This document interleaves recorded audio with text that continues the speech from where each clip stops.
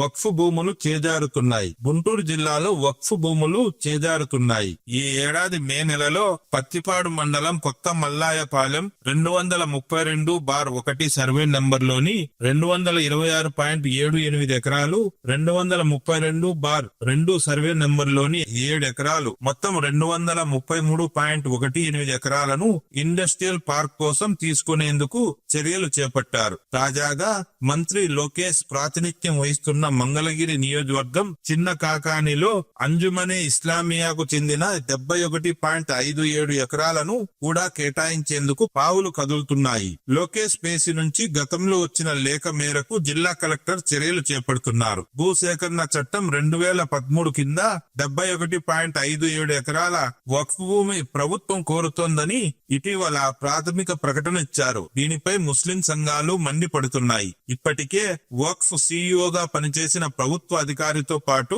Tenali sub collector, Guntur వక్ఫ్ inspector, auditor తో పాటు పలువురు అధికారులు చినకాకాని భూములను పరిశీలించారు. పత్తిపాడు నియోజకవర్గంలో 233 ఎకరాల వక్ఫ్ భూమిని ఐటీ పార్కు కేటాయించారు. గుంటూరు జిల్లాలో భూసేకరణకు సహకరించాలని ఏపీఐఐసిసి జోనల్ మేనేజర్ కలెక్టర్ ను కోరడంతో భూసేకరణ అధికారిగా గుంటూరు ఆర్డీఓను నియమించారు. ఆయన సర్వే చేయించి పాత మల్లయ్యపాలెం 209.86 ఎకరాలు, పత్తిపాడులో 105.86 ఎకరాల పట్టా భూములు తీసుకునేందుకు ప్రాథమిక అంచనాలను పంపారు. అందులో ఉన్న 233.18 ఎకరాలు గుంటూరులో ఔరంగజేబు కాలంలో నిర్మించిన పెద్ద మసీదుకు చెందిన వక్ఫ్ భూమి. ఇక్కడ ఎకరం ధర 2 కోట్లకు పైగానే ఉంది. ఈ భూమిని తీసుకోవాలంటే పెద్ద మసీదు ముతవల్లి కమిటీ తీర్మానం చేసిన పత్తిపాడు నియోజకవర్గంలో 233 ఎకరాల వక్ఫ్ భూమిని ఐటీ పార్కు కేటాయించారు. గుంటూరు జిల్లాలో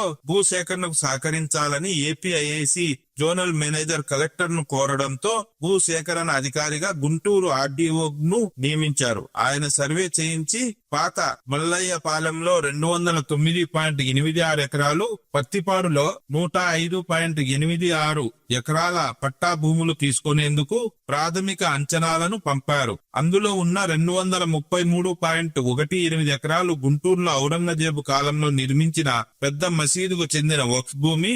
ఇక్కడ ఎకరం ధర 2 కోట్ల రూపాయలకు పైగానే ఉంది.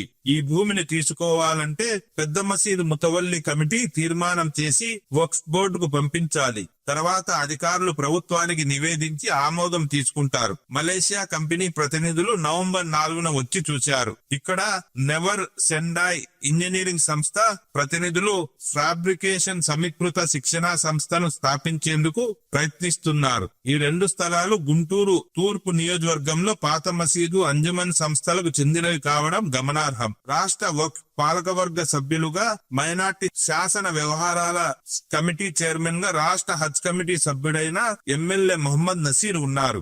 ఆయన అండతోనే ఈ భూమిని కేటాయించుకునేందుకు ఏర్పాట్లు జరుగుతున్నాయి. 90 ఏళ్లుగా మా తాతల నుంచి కౌలు చేస్తున్నాం. దీనిపై ఆధారపడి పలువురు రైతులు బతుకుతున్నారు. 72 ఎకరాలలో 55 మంది రైతులు కౌలుకు తీసుకోగా మరికొందరు సబ్లీజుతో పంటలు పండిస్తున్నారు. మాకు ఈ స్థలం ఇచ్చినప్పుడు పెద్ద చెరువు, దాన్ని పూడ్చి బోర్లు వేసి కరెంటు కనెక్షన్ తీసుకొని పంటలు సాగు చేశాం. ఇప్పుడు ఉన్నపలంగా ఖాళీ చేయాలని అధికారులు ఒత్తిడి తెస్తున్నారు. పంటలు వేసుకున్నామని చెబుతున్నా వినడం లేదు అని పాలడుగు రవి అనే రైతు అభిప్రాయాన్ని వ్యక్తం చేస్తున్నారు.